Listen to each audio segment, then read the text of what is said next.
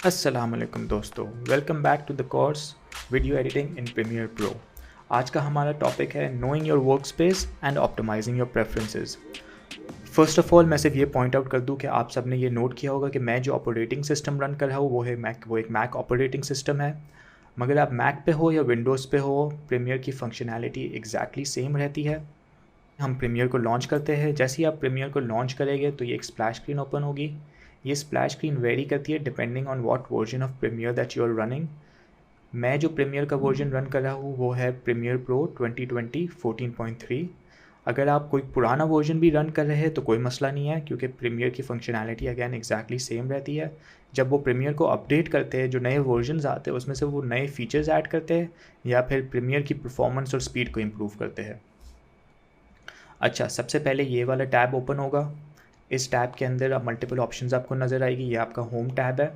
इसके अंदर एक टैब है लर्न का, जिसके अंदर अडोबी ने प्रीमियर के ट्यूटोरियल्स बनाए हुए हैं, वो आप देख सकते हैं। एक सिंक सेटिंग्स का ऑप्शन है।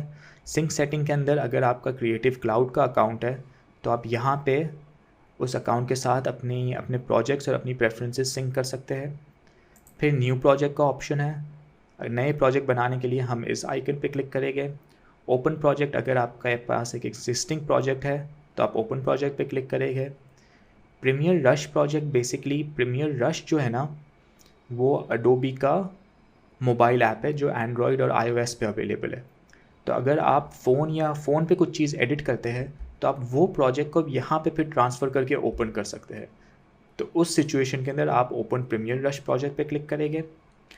टीम प्रोजेक्ट वो होता है कि अगर मल्टीपल एडिटर्स एक ही प्रोजेक्ट पे काम करना चाहे तो वो टीम प्रोजेक्ट पे क्लिक करेंगे।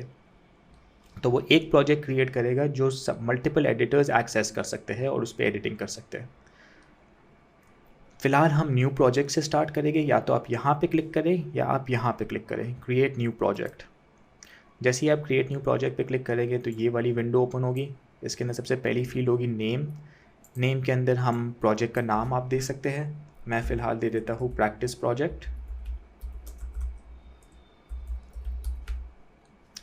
सेकंड जो फील्ड है उसके अंदर वो आपको पूछे कि प्रोजेक्ट को सेव कहाँ किया जाए। बाय डिफ़ॉल्ट ये डॉक्यूमेंट्स के फोल्डर में सेव करता है, मगर हम इसको चेंज कर देते हैं।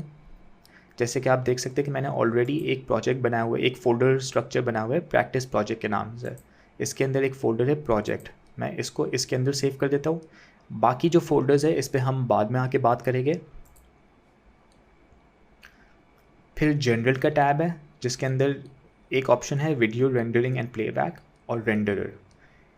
इस ऑप्शन का बेसिक मकसद ये है कि जब प्रीमियर वीडियो फाइल्स प्ले करता है या इनको रेंडर करता है तो वो आपके CPU को यूज़ करे या GPU को यूज़ करे। GPU यानी ग्राफिक कार्ड।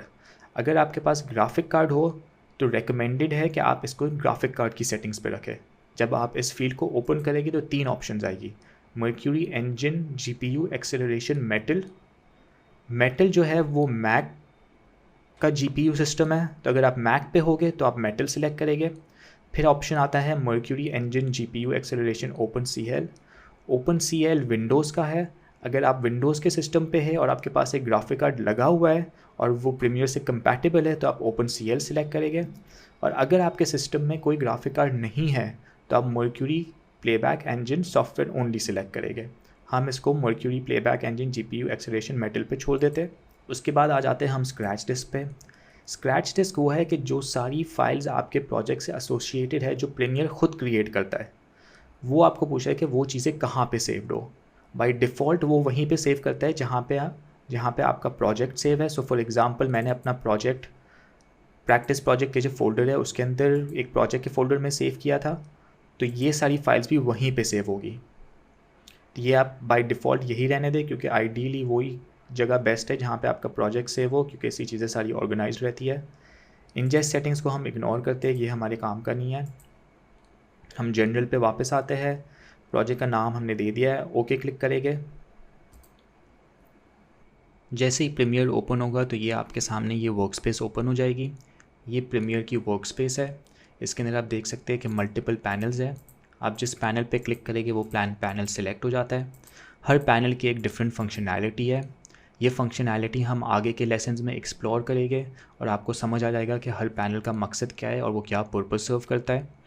फ़िलहाल मैं आपको सिर्फ ये दिखाना चाहता हूँ कि जैसे कि आपने देखा कि ये पैनल्स है और इस पैनल्स के अंदर फिर मल्टीपल टैब्स है जो और मल्टीपल पैनल्स ओपन करता है।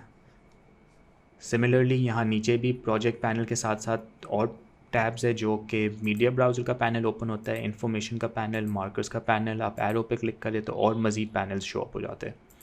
पूरा वर्कस्पेस कस्टमाइजेबल है, यानी आप इसको छोटा बड़ा कर सकते हैं, कहीं भी ड्रैग एंड ड्रैग करके इसको साइजेस इनकी चेंज कर सकते हैं। अगर आप चाहें तो किसी पैनल को मूव भी कर सकते हैं। फॉर एग्ज़ाम्पल अगर मैं ये मीडिया ब्राउज़र को पैनल को यहाँ से ड्रैग करके मैं यहाँ ले जा सकता हूँ, हिस्ट्री के पैनल को यहाँ मैं नीचे ले जा सकता हूँ, इफ़ेक्ट्स के पैनल को मैं यहाँ ले जा सकता हूँ, ऑडियो क्लिप को मैं यहाँ डाल देता हूँ। तो आप कम्प्लीटली आपकी रिक्वायरमेंट के हिसाब से या आपको जो चीज़ कंफर्टेबल लगे उस हिसाब से आप इसको अरेंज कर सकते हैं। अगर आप किसी पैनल को रिमूव करना चाहें जो आपको लगे कि आपके काम का ना हो, तो आप उस पर राइट क्लिक करें और क्लोज़ पैनल कर दीजिए। और से फॉर एग्ज़ाम्पल आपने किसी पैनल को क्लोज़ कर दिया जो आपको अब वापस चाहिए या आपने गलती से कर दिया, तो आप विंडो में जाए, यहाँ पे सारे अवेलेबल पैनल्स की लिस्ट आ जाती है।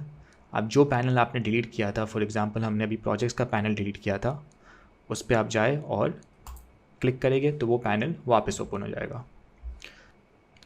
उसके अलावा से फॉर एग्ज़ाम्पल आपने ये सारी चेंजेस की या आपने एक कस्टम वर्क स्पेस बनाया और आपने डिसाइड किया कि नहीं, ये वर्क स्पेस मुझे अच्छा नहीं लग रहा है, मैं चाहता हूँ कि मुझे जो ओरिजिनल वर्क स्पेस जो मुझे प्रीमियर ने बना के दिया था वो मुझे वापस मिल जाए, तो आप विंडो पे जाए, वर्क स्पेस पे जाए और रीसेट टू सेव लेआउट कर दे।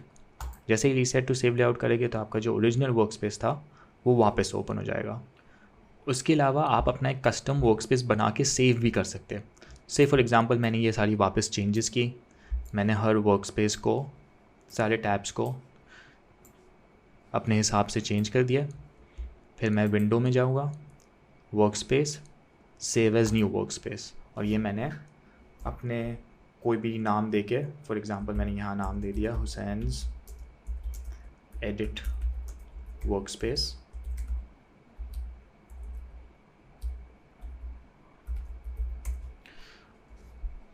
और ओके क्लिक किया तो वो यहाँ पे सेव हो जाएगा और मैं किसी भी टाइम पे हुसैन्स एडिट वर्क स्पेस पे जाके इसको ओपन कर सकता हूँ। फॉर एग्ज़ाम्पल ये प्रीमियर का ओरिजिनल वर्क स्पेस था और मैं विंडो में जाके अगर यहाँ पे क्लिक करूँ तो ये हुसैन, तो मेरा ये वर्क स्पेस जो मैंने अभी बनाया था वो ओपन हो जाता है। उसके अलावा आप नोट करेंगे कि यहाँ के ऊपर और मल्टीपल टैब्स है। ये है प्रीमियर के already custom design work spaces. तो फॉर एग्ज़ाम्पल अगर आप एडिटिंग कर रहे हैं तो आप एडिटिंग वर्क स्पेस में आएँ, अगर आप कलर कलेक्शन या कलर ग्रेडिंग कर रहे हैं तो आप इस वाली वर्क स्पेस पे आ सकते हैं। अगर आप किसी किस्म के भी इफ़ेक्ट्स डाल रहे हैं तो आप इफ़ेक्ट्स की वर्क स्पेस पे आ सकते हैं। अगर आप ऑडियो मिक्सिंग पे काम कर रहे हैं तो आप ऑडियो के वर्क स्पेस पे आ जाएंगे। अगर आप टेक्स्ट और ग्राफिक्स पे काम कर रहे हैं तो आप टेक्स्ट और ग्राफिक्स की वर्क स्पेस पे आ जाएंगे। अगर आपको प्रीमियर की जो अपनी लाइब्रेरीज़ है वहाँ से आपको कोई मीडिया चाहिए तो आप वो यहाँ पे आके ब्राउज़ कर सकते हैं।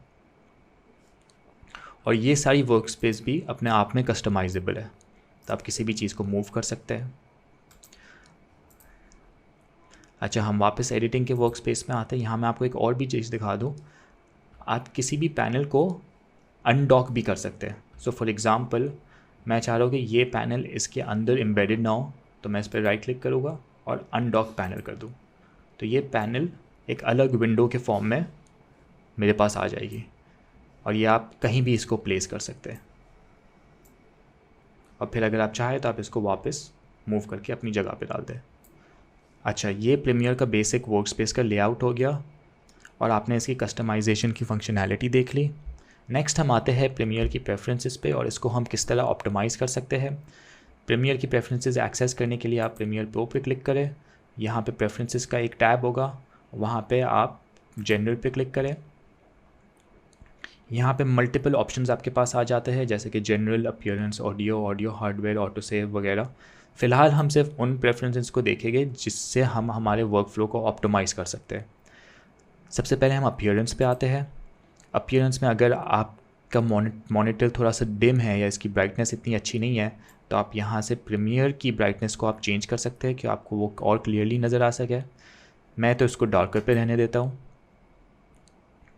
उसके अलावा प्रीमियर की जो आइकन्स है या हाईलाइट कलर है उसकी आप विजिबिलिटी क्या रखना चाहते हैं।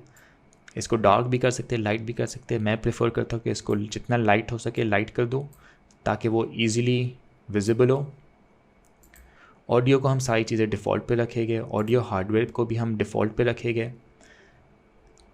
सबसे जो इम्पोर्टेंट प्रेफरेंस है वो है ऑटो सेव का टैब।